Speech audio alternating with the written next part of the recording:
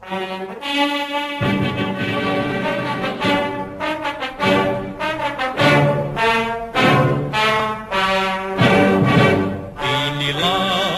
bangsa kita yang ikhlas berjuang, siap sedia berkorban untuk ibu pertiwi. Sebelum kita menuju medan mati, andai kata kami gugur semua, taburlah bunga di atas pusara. Kami mohon doa, Malaysia berjaya. Malaikat sudah sampai. 3 patah perkataan itu tidak mungkin dilupakan Major General Besar Datuk Muhammad Rozi Baharom ketika mengenang kembali pertempuran di Mogadishu, Somalia 28 tahun lalu.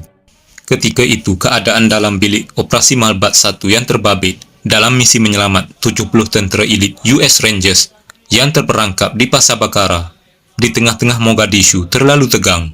Bunyi dentuman dan tembakan bertalu-talu puak militia ke atas konvoi 32 kenderaan perisai pengangkut infanteri APC RPZ Kondo yang membawa 114 anggota dari 19 Regimen Askar Melayu Diraja RAMD mekanis.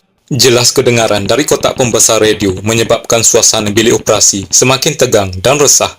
Rozi yang ketika itu berjawatan Lieutenant Colonel merangkap timbalan Komander Malbat 1 dan juga pegawai memerintah 19 RAMD Regimen Askar Melayu Diraja tidak senang duduk sambil memantau rapi pergerakan anggotanya di dalam misi tersebut.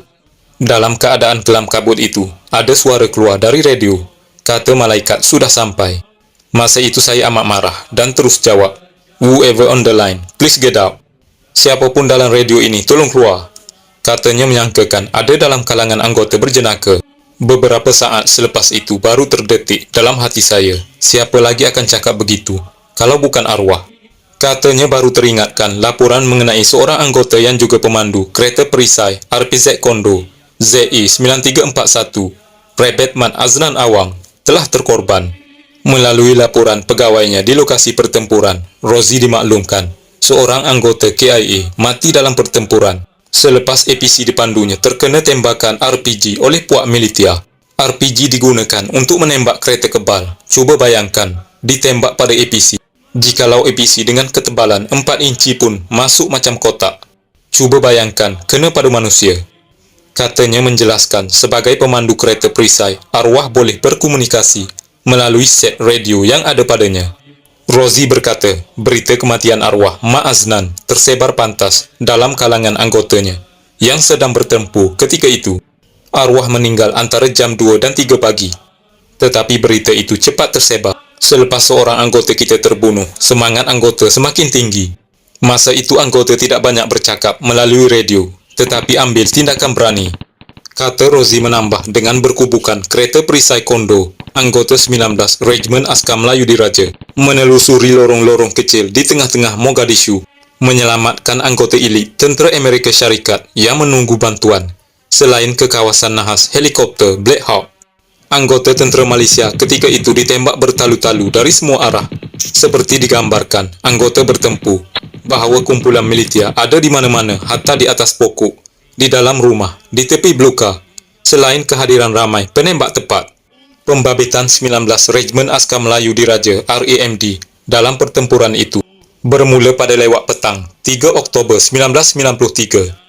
Apabila markas UNOSOM II, Operasi Pertubuhan Bangsa-Bangsa Bersatu di Somalia, memohon bantuan tentera Malaysia untuk menyelamatkan tentera elit Amerika Syarikat yang terperangkap di Pasar Bakara selepas misi bersendirian mereka untuk menangkap 2 orang kanan Jeneral Muhammad Farah Aidid gagal.